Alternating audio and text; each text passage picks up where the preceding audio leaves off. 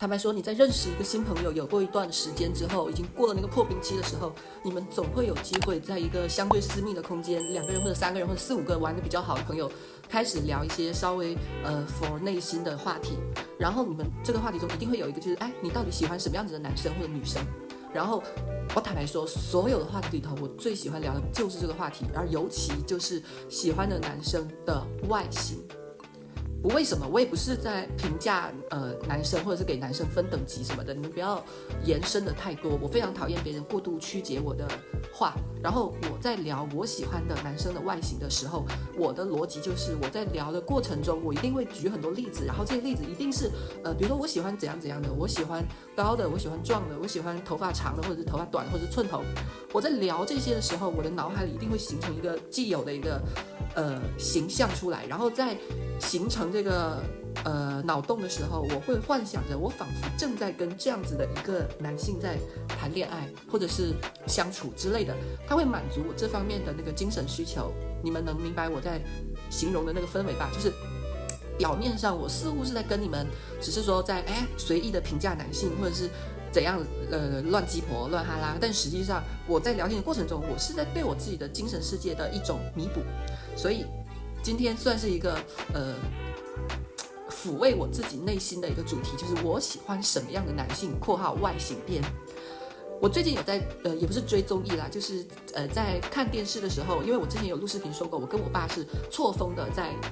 占有电视的使用权，然后偶尔我爸我妈在不看电视的时候我在看，然后我又不知道在看些什么，但是我又不甘心把电视空出来让给他们，因为说白了我爸看电视他就是喜欢放着一个手表的广告，或者是类似那种保健品的广告放着，然后他就不管了，比如说什么尿酸高就要吃什么什么那种类似的电视台买断的那种广告，其实是没有什么任何作用的。好，这个扯远了。然后我妈就是不管看什么，反正是连续剧伦理剧，然后她就在那里刷手机，她其实也没在看。我会尽量避免让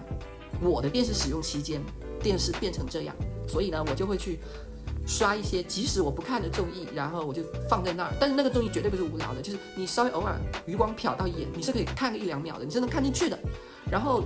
那个综艺是这样子的，是讲3个男明星去某个地方玩的一个综艺，叫什么3人行还是什么的，我不记得了。但我记得那一期的主人公是张云龙，还有一个在跟那个秦岚谈恋爱的叫什么魏大勋，然后还有一个是叫什么东来着。妈呀，我就是想聊他。我今天把他什么韩东君，还有郭麒麟，还有毛不易，还有好像还有杨迪吧，我忘了是叫什么名字的那个综艺，反正就是几个男明星出去玩。然后因为我个人非常的爱男人，我就是爱男爱到一个不行，就我知道男人有非常多的缺点，有非常多人性上的弱点。我不是说女人没有啊，只是因为我过于关注男人，所以我对男人的剖析会比对女人的剖析来的深刻的多。当然我对女人也有我自己的见解。然后我在我刚才说什么来着？反正就是因为我对男性过度关注，所以这种讲男人的综艺，然后又请了一堆比较年轻的男性的综艺，我就会去稍微瞄一眼，然后我就观察到这几个男明星里头啊，因为郭麒麟吗？郭麒麟跟毛不易他们在外形上不算帅哥，所以我就忽略不讲，因为我这一期只聊外形，所以外形上不达到我的标准的，我都不会去讲。你们也不要说什么人家成就有多少，你以为是谁？这就是一个闲聊好吗？这就是一个闲聊，不要延伸太多。然后在这里头，我稍微有纳入我择偶标准的男性的外形，有3个，第一个是魏大勋，第2个是韩东君，妈呀，他的名字真的好难记。魏大勋、韩东君，还有一个是张云龙。然后我等会儿我会给他们3个稍微分门别类一下，然后让你们能够从我的分析中，具体的知道我到底喜欢什么样的男人的外形，好，括号加上的外形。然后你们不要觉得说这就是唯一标准，这只是给你们一个比较清晰的印象罢了。今天我重点要讲的是张云龙，但是张云龙说白了，他不是我喜欢的类型中的 No.1， 因为我仔细的看了一下张云龙的那个整个人，就是他的从头到脚，因为他的综艺节目嘛，就是绝对没有在修图，可能会有一点那种美白滤镜什么的，但是绝对不会有像我视频里头这种什么瘦脸大眼如此夸张的美颜，所以一定是相对真实的了。然后在众多男明星一起走路，就是大家在一个水平线上，然后摄影机架在他们前面，然后徐徐向你走来的那种镜头里，张云龙的那个身体比例无疑是所有男明星，就当时入境的男明星里头最优越的一个，优越到我甚至还去小红书或者微博之类的这种平台去搜了一下张云龙，然后打那个 title 就是张云龙身材比例，因为你们仔细去看，你会发现张云龙他真的长得很高，他长得高就算了，他头和脸都还很小，你知道吗？然后头小脸小的同时，他长得不女气，你们懂不懂？因为我也是属于那种头小脸小的男的，但我长得并不高，我就1.7米，但张云龙绝对有1.78到1.8几左右了。我没有去太过于具体的考古，当然有张云龙的粉丝的可以稍微纠正我一下，但我目测他应该是有1.78米到1.82米左右。这样的身高维度下，他的头竟然小的跟一个1.70米的男的，甚至比那种市面上1.70米的普男，我说的是外形上的普男们的头还要再小一圈。我当时我就很感叹，这就是所谓的男明星吧，因为头本身就比众多的人甚至明星还要小了，再加上那样子身高，在那个浪镜头里头，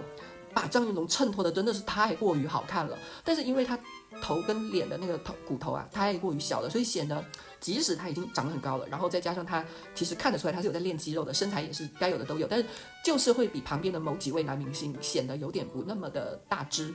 然后说到这个，我就会牵扯到接下来要讲的男明星，就是韩东君，他就是我这一期视频里头我将要举的一个主力，就是我喜欢的男明星的外形的一个 No.1 的类型，就是韩东君。因为韩东君他作为男明星，他的那个身材比例绝对是比市面上的普通的男人高出很多了，但是绝对是不高于张云龙的。因为张云龙我说过了，头小脸小，他是属于那种时尚圈非常在推崇的身材，就是衣架子你披个麻布他都是好看的。但韩东君给我的感觉就是他在镜头前面呈现的就是一个非常大只的有在健身的很男人的一个形象，就是肌肉非常大块，然后大腿根的那个肌肉也很大块。我跟你们说，我个人是非常喜欢男性的外形哦。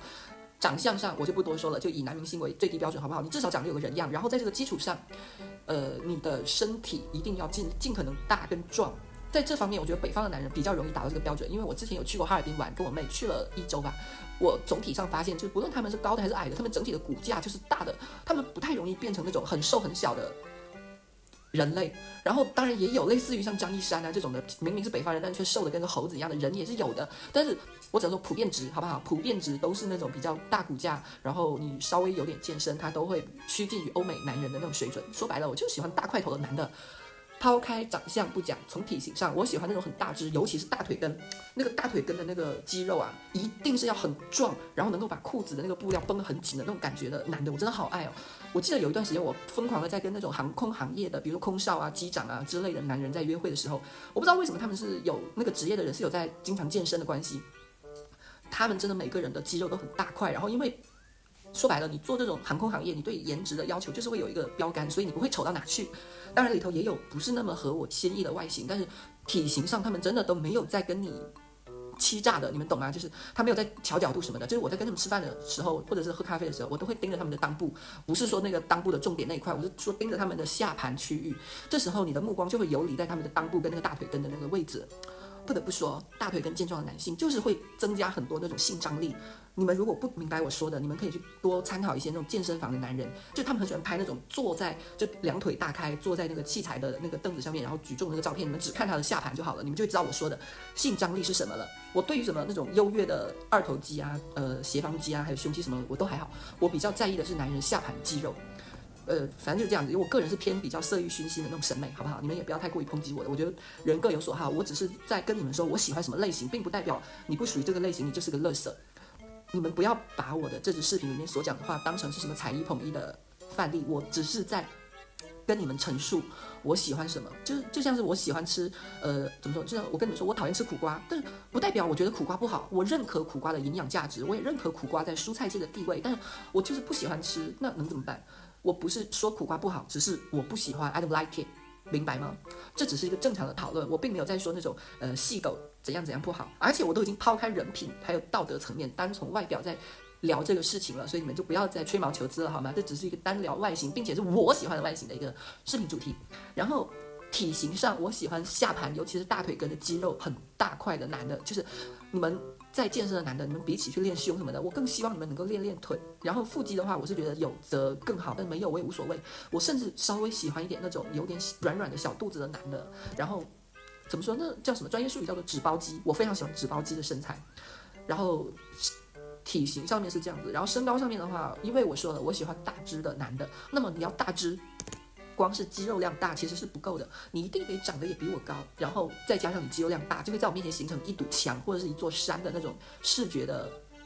氛围，这样才会更加的俘虏我。当然你们也不要太把我当回事，这就是一个纯聊天，好吗？然后就是身高，最好是比我穿上高跟鞋之后还要高，因为我净身高170，你们也知道男人的肌肉含量就是天生比女人多，所以即使我170，但我的身材比例，我的腿是非常的有力量感的。但我的力量感并不是那种健了身的力量感，而是那种很瘦的女性的力量感，就是所有我的照片你们就能知道了。我整个人呈现出来的那种样子，就像是常年有在运动的女性的样子，并且身材还姣好，身高一看就是不低于170的那种绝美的女性的样子，而不是你们所谓的这肌肉一看就是男的，没有这回事。所以我170，我穿上高跟鞋之后，我最近因为抬头挺胸，身形更好的缘故，我甚至觉得我视觉上身高应该已经开始有172左右了。然后穿上高跟鞋，我应该是有177到178左右。根据在于跟我出去约会的男生，177基本上我是跟他平视的，我甚至稍微能看到一点他的头顶，就是我稍微再把我的身子挺一点，我就能看到他有没有在秃顶了，他的遗传基因对我的家族会不会有什么不好的那个改造了。然后我希望你的身高一定是高于179，好180了。我希望你身高是能够达到这个标准，然后体型稍微再练壮一点。但如果你的身高已经达到185这种，已经不需要去靠鞋子来跟我比的那种程度的话，你瘦一点我也无所谓，好吗？就是这是一个破格录取的概念。你如果某一门的科目分数高到不行，那我就不会去在意你别的东西。然后关于脸，我对于脸我真的没有要求太多，因为你在身材跟体型达到那个标准之后，你的脸只要不是长得跟个猪头3一样，你都不会太丑的。我一直觉得男生变美的，男生变帅的成本真的太低了。你只要注重清洁，然后定期洗澡，然后脸上不要长过多的粉刺，你长1-2颗无所谓，你不要长得满脸麻子，然后你有注意牙齿的卫生。当然，我要重点跟你们说一下，你们要有那个重点的关注一下你们的牙齿的那个怎么说呢？卫生习惯，因为我实在是遇到太多了，就是我怎么说，跟我约会的男生大部分都在网上认识的嘛，他们一定会有个互发照片的过程，然后因为我的照片是大家都能看到的，所以基本上都是对方发照片给我审核。但你们也知道，照片这种东西是有很多的优势欺诈性的，你们绝对不会把你们自己不好的地方拍下来。然后基本上给我拍照的那种男生，基本上是那种由上往下或者戴口罩的，或者是有点借光，然后用手挡住嘴巴，你看不到他的那个嘴唇的那个样子，或者是牙齿那个样子的时候，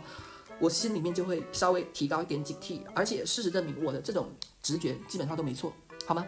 女生都已经鲜有关注牙齿的那种类型了，更不用提男生。尤其是你去跟他们约会，你一定会吃东西，吃东西的时候你一定是要么面对面，要么他坐在我旁边，我怎样我都能够看到他近距离的看到他牙齿的各种的 detail， 你们懂吗？我经常能够看到男生牙齿的就是虎牙的部分啊，有可能我这里说的已经是高于及格线的男生的牙齿了，他们给我的感觉就是我有在认真刷牙，但是我不熟知正确刷牙的方法，我每天就是这样刷，然后漱口就吐掉，就 OK over 结束。然后你仔细看，它只有门牙那4颗是稍微干净的，我不能说是白，就是干净，没有什么残渣，也没有什么蛀牙的痕迹。但是你看到它那个虎牙的部分，就会发现很明显虎牙就黄了一个色阶，你们懂吗？尤其是那个男的就坐在你旁边，然后他在笑的时候，你斜眼看到他那个牙齿的状态，你就想这就是有可能今后会跟我接吻的男人的水准吗？你们懂那种感觉吧？就是他别的方面都已经 OK 了，唯独这方面，但是我真的要因为别的方面 OK， 我就能够容忍他这方面的不足吗？会让我陷入一种很纠结的思维逻辑里头。然后这都已经算是能够让我勉强觉得说，算了啦，吃到就是赚到了的标准了。